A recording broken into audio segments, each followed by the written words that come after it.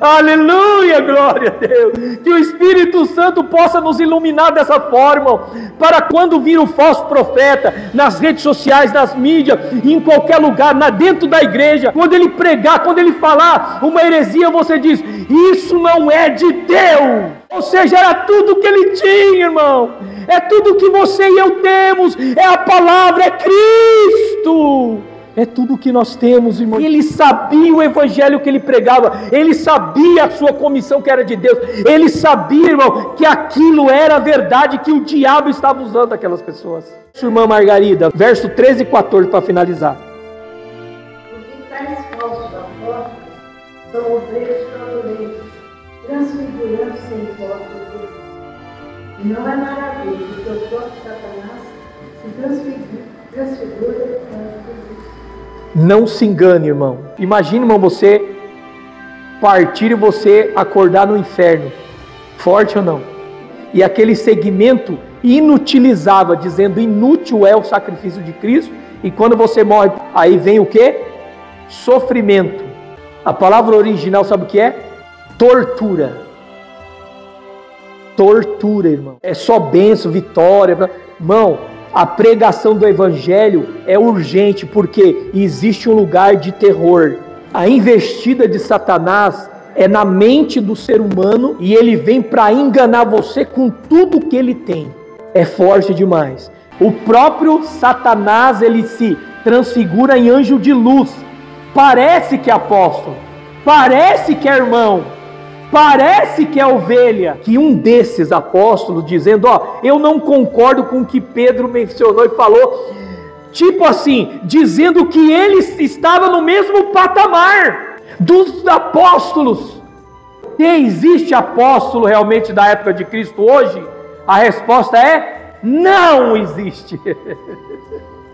Por quê? Quais são as qualificações? Toda a carta fala sobre isso aí. Ó insensatos Gálatas, como vocês começaram no Espírito, agora terminaram na carne. Ou seja, ele está dizendo: ó, vocês estavam limpos, agora estão sujos. Vocês estavam vivos, agora vocês estão mortos. Nossa, olha o judeu cristão, olha que bênção, que maravilha. Aí você fala: ó, você crê em Jesus Cristo como Messias? Creio. Ah, é? Então ele é Deus. Aí ele fala: ele não é Deus, porque eles são unitaristas, só acredita em um Deus. Ele não crê que Cristo é Deus. Olha que heresia, irmão. E são judeus cristãos. Pai do Senhor, irmãos. Amém. Glória a Deus. Que alegria, né, estar na casa do Senhor, aprendendo a palavra. A melhor coisa que tem, Cristo disse que a melhor coisa que tem nessa vida é estar na presença dele, irmão. E essa lição nesta manhã, ela é extremamente atual. Quando Cristo, no capítulo 24 de Mateus, ele menciona tudo quanto vai acontecer na sociedade, na natureza, os prenúncios da sua vinda, do arrebatamento e tudo que nós sempre ouvimos os pregadores mencionar. No verso 11 do capítulo 24 de Mateus: e surgirão muitos falsos profetas e enganarão a muitos. Que tempo? O tempo do fim. Por isso que essa carta aos Gálatas vem confrontar os falsos irmãos, os falsos profetas. E ela é atual, pertinente, e nós realmente devemos se aprofundar neste tão glorioso assunto. No passado éreis trevas, mas agora sois luz no Senhor. Assim andai como filhos da luz, e não como filhos das trevas, irmãos. Paulo tendo intimidade com o Espírito Santo, intimidade com o seu chamado, intimidade com as Escrituras. Antes dele morrer, sabe o que ele pede, irmão? Ele não pede um filé mignon, ele não pede, sabe, irmão, eu queria esse desejo, queria um carro, uma Porsche. Sabe o que ele pede? As Escrituras, aleluia! Traz os livros e os pergaminhos, aleluia! Ou seja, era tudo que ele tinha, irmão.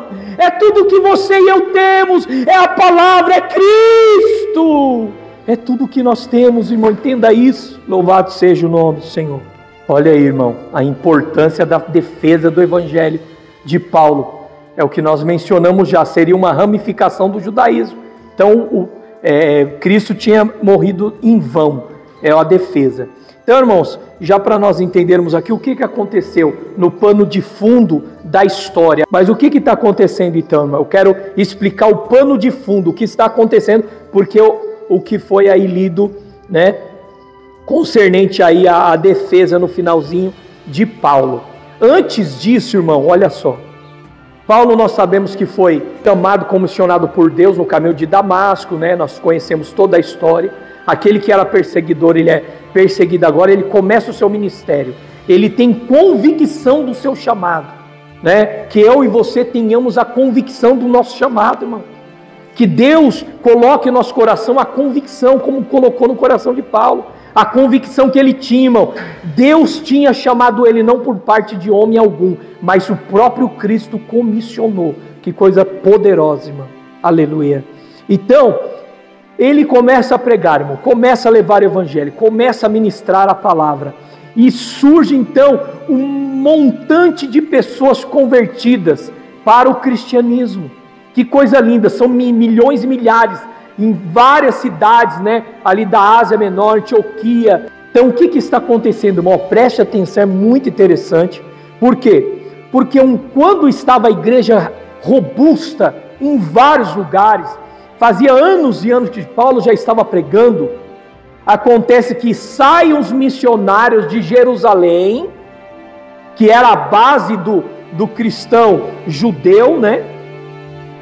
E eles partem lá para a Síria, para vários lugares, para pregar a salvação mais a circuncisão, a pregação mais as obras da lei, a salvação em Cristo mais a dieta religiosa dos judeus. Esse era o objetivo, era dizer que não era suficiente o sacrifício de Cristo. Aí o que acontece? Paulo implantou em vários lugares, né? Em Gálatas ali também, e aí eles chegam assim, ó, só para você entender. E aí, tudo bem, pessoal? Ó, vocês são cristãos? Ah, nós somos cristãos. Quem pregou aqui foi Paulo, né? Foi Paulo pregou. Tá, ó, nós somos de Jerusalém, trouxemos cartas lá de Jerusalém, estamos aqui comissionados pelos líderes lá de Jerusalém, as bases do cristianismo, nós viemos aqui e estamos com as cartas. Sabe o que nós viemos falar aqui? É que Paulo, ele não era dos 12 apóstolos. Paulo, ele não era de Jerusalém, ele era de Tarso. Paulo começou a pregar para vocês, não foi? Eu não quero falar mal do seu pastor, que era Paulo, mas ele começou a falar mal de Moisés. Olha só o inimigo, irmão. Olha só o inimigo. Ele veio falar mal, não só de Moisés, mas de toda a lei que Deus deu, os mandamentos. Ele está dizendo que não pode circuncidar os meus filhos e os seus filhos. Ó, não é por nada não, mas ele pregou meia verdade para vocês. É muito convincente. Não tem como escapar se você não estiver firmado. Ele sabia o evangelho que ele pregava. Ele sabia a sua comissão que era de Deus. Ele sabia, irmão, que aquilo era verdade, que o diabo estava usando aquelas pessoas. Oh, irmão, que o Espírito Santo nos dê discernimento. Aleluia, glória a Deus. Que o Espírito Santo possa nos iluminar dessa forma, para quando vir o falso profeta, nas redes sociais, nas mídias, em qualquer lugar, dentro da igreja, quando ele pregar, quando ele falar uma heresia, você diz, isso não é de Deus. E nós vamos ler aí, 2 aos Coríntios, capítulo 11, irmão, abra aí, por gentileza. Achou, dona Margarida? A senhora que pode ler para a gente, por favor? Nós temos que assim como se defendia Noé das suas cruzes, assim também sejam de alguma sorte corrompidos os vossos sentidos, se apartem da simplicidade que é em Cristo. Porque se alguém for pregar de outro Jesus, e não nós não temos pregado, você recebeis outro Espírito, e não recebesse o outro Evangelho, e não abraçaste com razão. Segura aí, lê mais um texto, mas olha o que ele diz, ó. Se você abraçar isso, outro evangelho, com razão sofrereis. Imagine, irmão, você partir e você acordar no inferno. Forte ou não? É forte, irmão. A gente dentro da igreja serviu Cristo muito tempo, está numa seita, uma religião, segmento aí, e aquele segmento inutilizava, dizendo inútil é o sacrifício de Cristo, e quando você morre pensando que está, aí vem o quê? Sofrimento. O sofrimento, a palavra original, irmão, hoje muitas vezes não é realidade dentro da igreja. A palavra original sabe o que é? Tortura. Tortura, irmão. Quando que você já viu um pregador dizendo, o inferno está aí para todos que não recebem a Cristo e lá teremos tortura? Você não ouve mais isso em quase nenhum lugar, né? É só bênção, vitória. Irmão, a pregação do Evangelho é urgente porque existe um lugar de terror. Verso, irmã Margarida, verso 13 e 14 para finalizar. Porque tais falsos apóstolos são obreiros fraudulentos, transfigurando sem apóstolos de Deus. E não é maravilha, porque o próprio Satanás se transfigura diante de Deus. Não se engane, irmão. A investida de Satanás é na mente do ser humano e ele vem para enganar você com tudo que ele tem. É forte demais. Bem objetivo, bem claro, né? Eles estavam abandonando a fé. Eu mencionei que já tinham circuncidado mesmo com a pregação de Paulo, né? Que eles receberam o Espírito, foram batizados e agora mesmo assim os falsos apóstolos que vieram de Jerusalém os engana. Porque o que nós mencionamos em 2 Coríntios, irmão, o próprio Satanás, ele se transfigura em anjo de luz. Parece que é apóstolo, parece que é irmão, parece que é ovelha. Paulo, na carta, capítulo 1 de Gálatas, ele vai defender o seu apostolado. Apóstolo era chamado para levar o quê? A palavra, as boas novas, o Evangelho, pois no capítulo 1, capítulo 2, aparece 10 vezes a palavra Evangelho. O Evangelho, Evangelho, Evangelho, certo? Quando Paulo, ele vai defender o seu apostolado, o que ele faz? Ele mostra o que é um apóstolo, no capítulo 1. Ele vai defender o seu apostolado e mostra o que é um apóstolo. Primeiro, apóstolo de Deus, de Cristo, seria aquele que foi comissionado diretamente pelo próprio Cristo e para colocar os seus fundamentos, a igreja e a sua base. Esse é o primeiro item, ou o primeiro ponto fundamental para nós sermos apóstolos. Sabe o que é? O próprio Cristo ressurreto diz, você vai ser o meu apóstolo. Porque o próprio Cristo ressurreto apareceu fisicamente ali numa luz. Então ele próprio veio e comissionou Paulo. Segundo item para ser um verdadeiro apóstolo é o quê? Alguns que viram a sua ressurreição, o testemunhou, né, da sua morte e ressurreição. Ressurgiu. Esse é o segundo item para ser um apóstolo.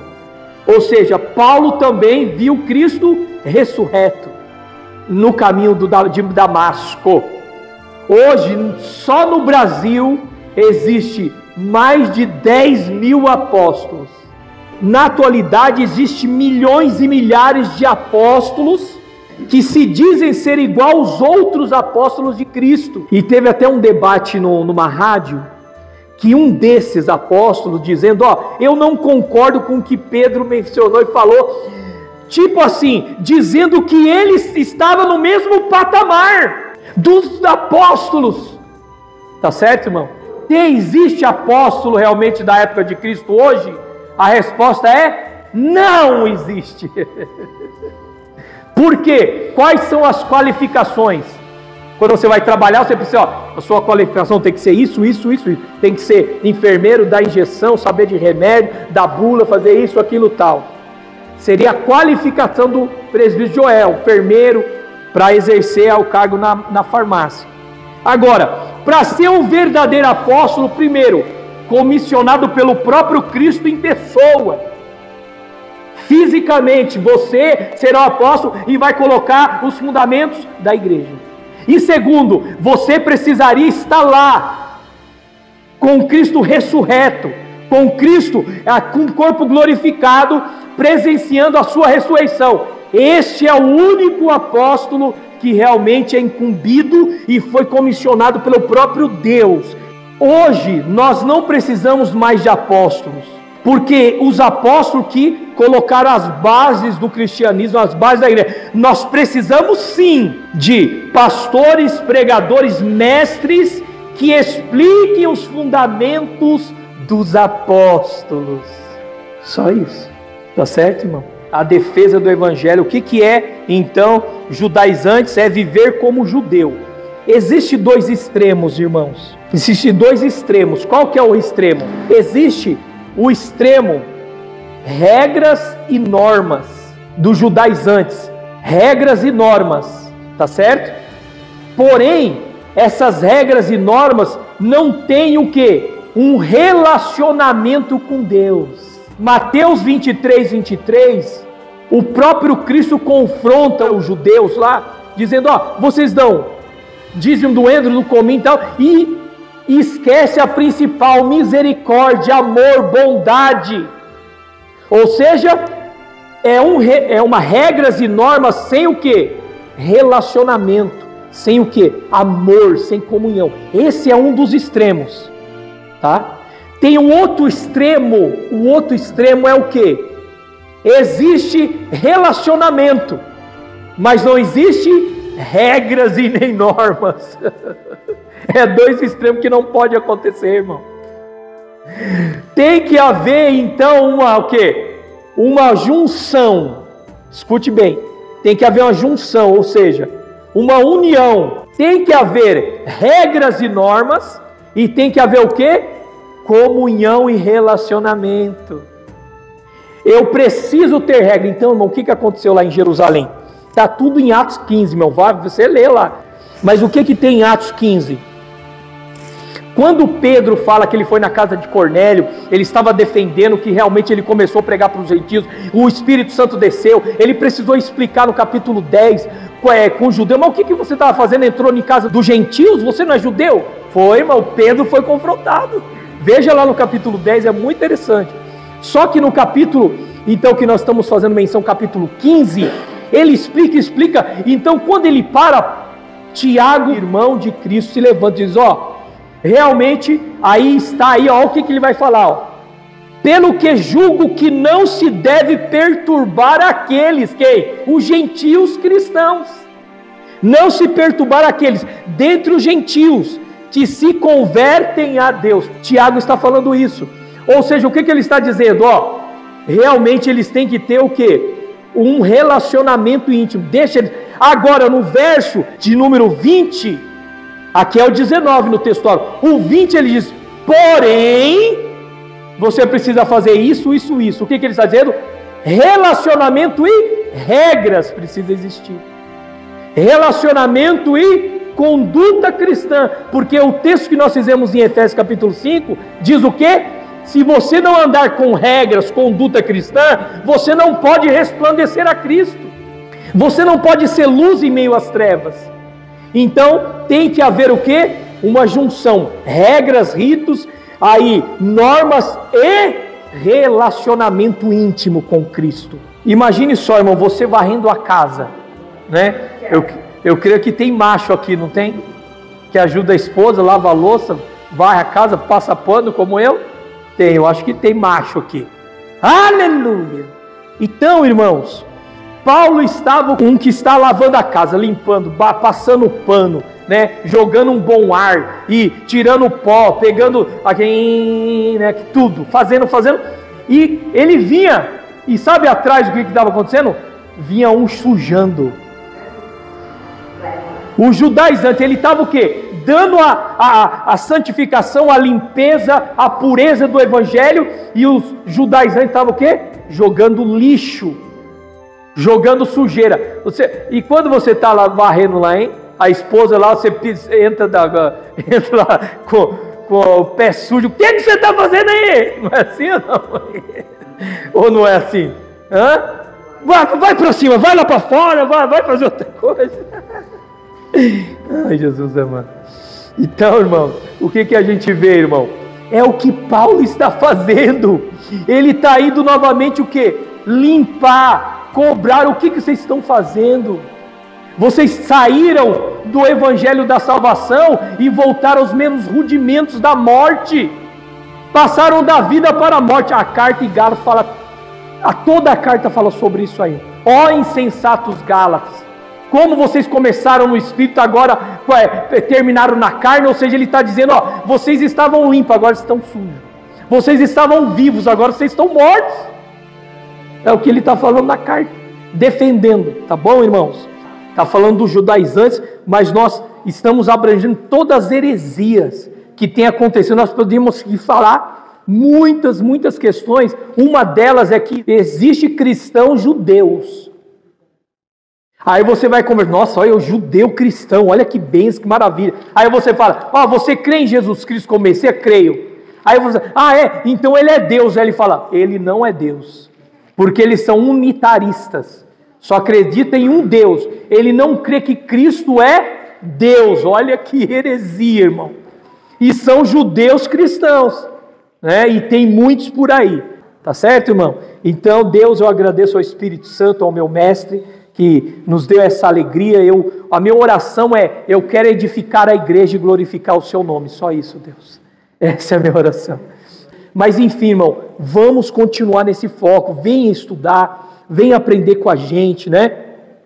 Para que a gente realmente, no desejo é que você tenha realmente bagagem para defender. Lembra do que é apologia? É defender e falar. Defender é o quê? Você saber a sua convicção e não o quê? Não estar neutro. Não, eu preciso defender aquilo que Deus me deu.